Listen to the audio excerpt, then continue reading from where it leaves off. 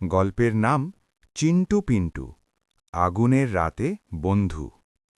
ঘন সবুজ জঙ্গল, বড় বড় গাছ, লতাপাতা। দুটি বানর, একটা একটু চঞ্চল চিন্টু, আর একটা শান্ত পিন্টু, ডালে বসে কথা বলছে।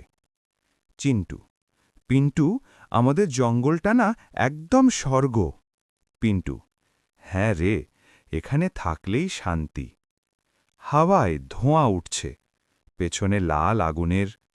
পিন্টু: চিন্টু, আগুনের গন্ধ পাচ্ছিস?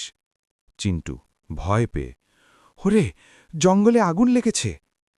আগুন দ্রুত ছড়াচ্ছে, পাখি উড়ে যাচ্ছে, হরিণ ছুটছে। চিন্টু: পিন্টু, এখান থেকে পালাতে হবে। পিন্টু: চল, গ্রামের দিকে যাই। চিন্টু পিন্টু দৌড়ে গ্রামের পথে। পেছনে জ্বলন্ত জঙ্গল, গ্রামের লোকজন, কেউ লাঠি, কেউ হাড়ি হাতে। হঠাৎ বানর দেখে সবাই থমকে যায়। গ্রামবাসী: আরে, বানর! ওরা কামড়াবে না তো? পিন্টু একটু বড়, মুখে আগুনের আলো পড়েছে। লোকজন পেছনে সরে যাচ্ছে। গ্রামবাসী: এই বানরটা খুব ভয়ঙ্কর। চিন্টু মনেই মনেই: ও ভয়ঙ্কর না, ও আমার বন্ধু। চিন্টু পিন্টুর সামনে এসে দাঁড়ায়।